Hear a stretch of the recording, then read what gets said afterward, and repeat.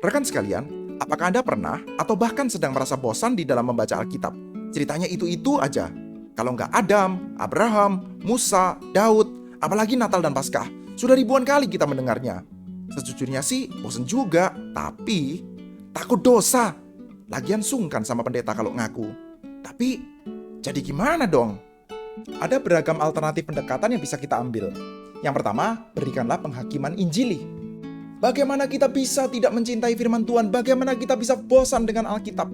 Kalau kita mencintai Tuhan, tentu kita tidak bosan terhadap Alkitab. Bukankah Alkitab adalah suara Tuhan? Dan kalau kita mencintai Tuhan, kita akan gemar mendengarkan suaranya Dia.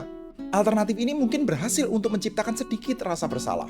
Namun tidak menyelesaikan masalahnya, kita tetap bosan di dalam membaca Alkitab atau di dalam mendengarkan khotbah yang menceritakan isi Alkitab.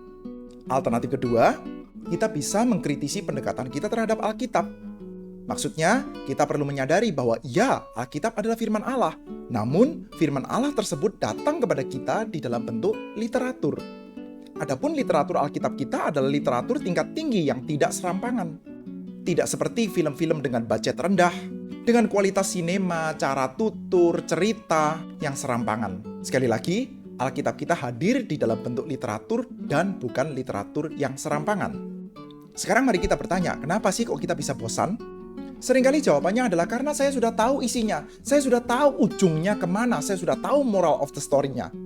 Saya tahu kalau berbicara Abraham nanti ujungnya adalah saya itu disuruh untuk beriman. Saya tahu kalau ngomongin Daud ujungnya saya disuruh untuk berani untuk Tuhan.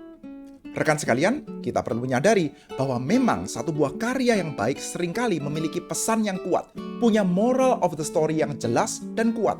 Namun demikian, karya tersebut tetap bisa kita nikmati berulang-ulang kali. Kita semua tentu memiliki pengalaman, di mana ada beberapa adegan dari satu buah film yang kita sudah tahu isinya, kita sudah tahu ceritanya, kita sudah tahu pesannya, kita sudah tahu moral of the story-nya. Namun adegan-adegan tersebut kita tetap bisa tonton berulang-ulang dengan tidak menjadi bosan. Atau mungkin beberapa lagu yang sangat bagus. Lagu tersebut juga memiliki pesan yang sangat kuat. Namun setelah kita tahu lagunya, bahkan kita bisa hafal liriknya. Kita tahu setelah ini penyanyinya akan menyanyikan apa, nadanya seperti apa, berteriak seperti apa. Namun kita tetap bisa menikmatinya secara berulang-ulang, bukan? Demikian juga ketika kita sedang membaca Alkitab. Kita perlu belajar untuk mengapresiasi literaturnya. Cara tuturnya, tokoh-tokohnya, plotnya. Dengan demikian akan lebih mudah bagi kita untuk menikmatinya.